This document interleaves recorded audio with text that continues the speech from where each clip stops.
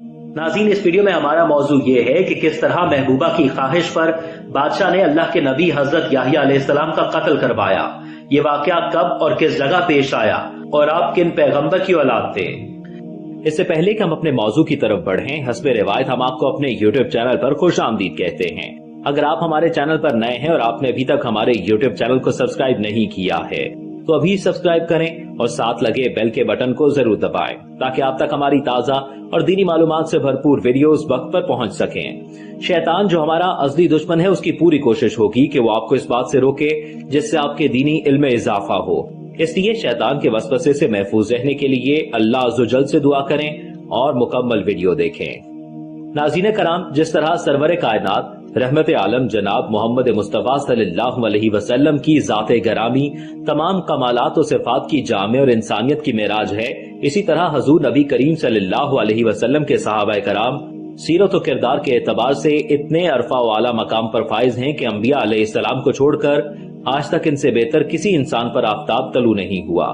یہ وہ نفوس قدسی تھے جنہوں نے خیر البشر جناب محمد مصطفیٰ صلی اللہ علیہ وسلم کے جمال جہاں آرا سے اپنی آنکھیں روشن کی۔ صاحب خلق عظیم صلی اللہ علیہ وسلم پر صدقے دل سے نہ صرف ایمان لائے بلکہ آپ صلی اللہ علیہ وسلم کے اسوہ حسنہ کو اپنی زندگی کا شعار بنا لیا۔ یہ آسمان ہدایت کے وہ روشن ستارے تھے جن کے صدق و اخلاص، دیانت و امانت، خیر و احسان اور زہد و تقوی کی قسم کھائی جا سکتی ہے۔ لہٰذا ہم اپنے یوٹیوب چینل پر اسلامی واقعات، انبیاء کرام اور صحابہ کرام کی حیات مبارکہ کے حالات و واقعات کو سلسلہ وار ایک ساتھ کی صورت میں پیش کرتے ہیں۔ اس سلسلے کی باقی ویڈیوز دیکھنے کے لیے ڈسکرپشن میں دیے گئے لنکس پر کلک کریں یا پھر ہمارے چینل کو وزٹ کریں۔ ناظرین کرام، حضرت آدم علیہ السلام سے لے کر حضور نبی صلی اللہ علیہ وسلم تک تقریباً 1,24,000 انبیاء کرام علیہ السلام مبعوث ہوئے، اور انہی میں سے ایک حضرت یحییٰ علیہ السلام بھی ہیں جو اللہ عز و جل کے جلیل القدر اور برگزیدہ بندے تھے۔ آپ حضرت زکریا علیہ السلام کے بیٹے تھے، جبکہ آپ کی والدہ الیشع اور حضرت عیسیٰ علیہ السلام کی نانی حنا آپس میں سگی بہنیں تھیں۔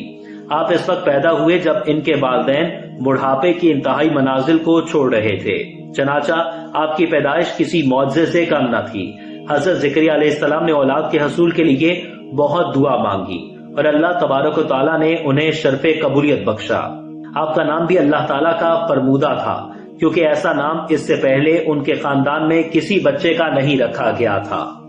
ناظرین کرام، حضرت یحییٰ علیہ السلام اور حضرت عیسیٰ علیہ السلام تقریباً ہم عمر تھے، لیکن جب تک حضرت یحییٰ علیہ السلام زندہ رہے، حضرت عیسیٰ علیہ السلام نے تبلیغ کا سلسلہ شروع نہیں کیا۔ حضرت مالک بن انس رضی اللہ عنہ سے روایت ہے کہ یحییٰ بن زکریا اور عیسیٰ ابن مریم کا رحم مادل میں استقرار ایک ہی زمانے میں ہوا، جبکہ لوقا کی انجیل میں ہے کہ جب زکریا کی بیوی الیشع کو حاملہ ہوئے 6 ماہ گزر گئے تو حضرت جبرائیل علیہ السلام حضرت مریم پر ظاہر ہوئے اور انہوں نے حضرت عیسیٰ علیہ السلام کے متعلق انہیں بشارت دی اور کہا، دیکھ تیری رشتہ دار الیشع کے بھی بڑھاپے میں بیٹا ہونے والا ہے، اور اب اس کو جو بانجھ کہلاتی تھی 6واں مہینہ ہے۔ کہتے ہیں جب حضرت زکریا علیہ السلام نے حضرت یحییٰ علیہ السلام کے لیے دعا کی تو اس میں کہا کہ وہ ذریت طیبہ ہو، چنانچہ قرآن کریم میں ہے کہ اللہ تعالیٰ نے ان کی دعا منظور کر لی تھی۔ اس طرح یحییٰ نیکوں کے سردار اور زہد میں بے مثال تھے، نہ انہوں نے شادی کی اور نہ ہی ان کے دل میں کبھی گناہ کا تصور آیا، بلکہ اللہ تعالیٰ نے بچپن سے ہی ان کے دل کو علم و حکمت سے معمور کر دیا تھا۔ حضرت یحییٰ علیہ السلام کی زندگیوں کا ایک بڑا حصہ صحرا میں بسر ہوا۔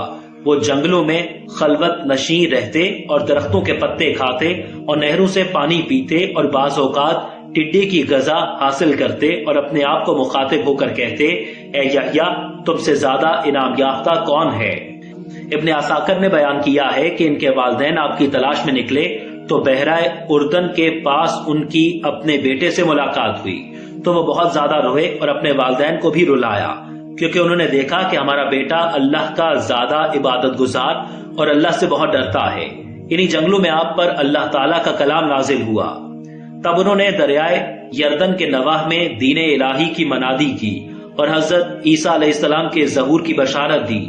ناظرین، حضرت یحییٰ علیہ السلام جن کو بائبل میں یوحنا کے نام سے مخاطب کیا گیا ہے، پر اللہ تعالیٰ کی خشیت اس درجہ تھی کہ آپ اکثر روتے رہتے تھے، حتیٰ کہ ان کے رخساروں پر باقاعدہ آنسوؤں کے نشان پڑ گئے تھے۔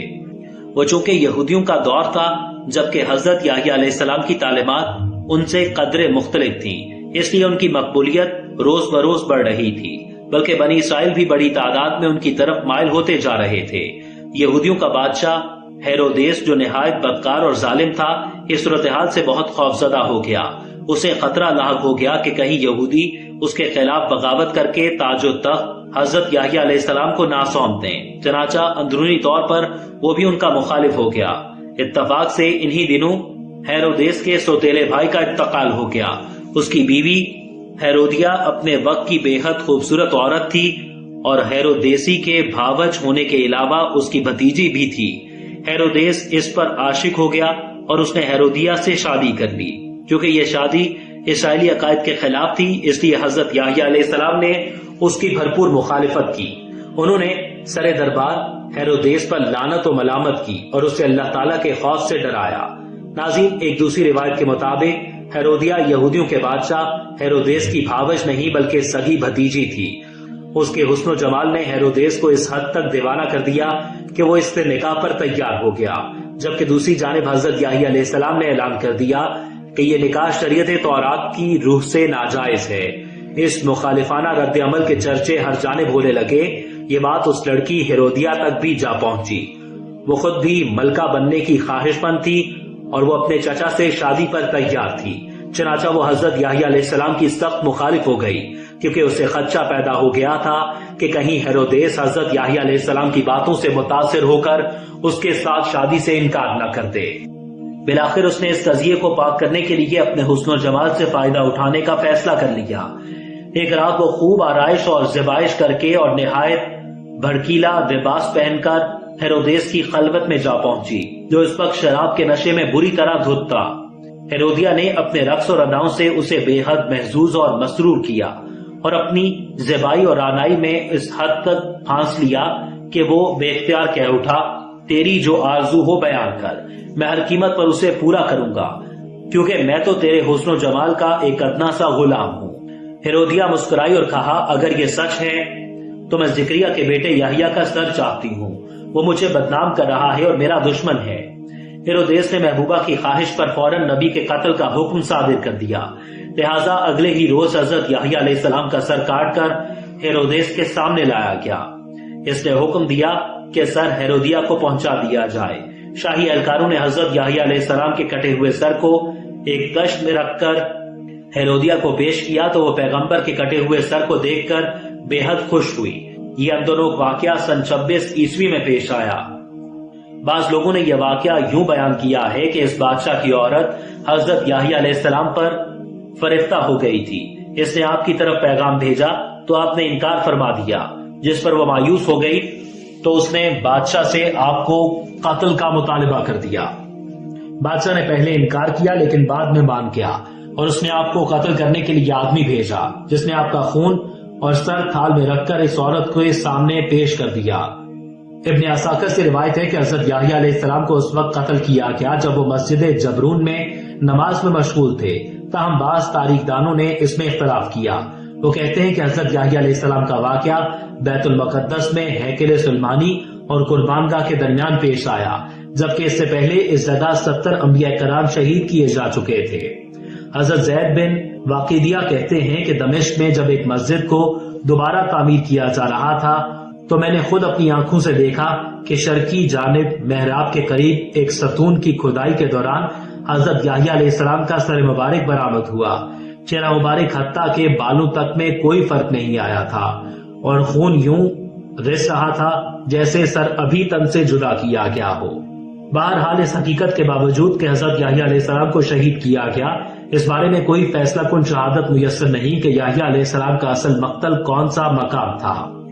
ناظرین، یہ تھی وہ معلومات جو حضرت یحییٰ علیہ السلام کے حوالے سے ہم نے مستند روایات سے اکٹھی کی۔ اس میں کسی قسم کی کمی بیشی کو اللہ معاف فرمائے، آمین۔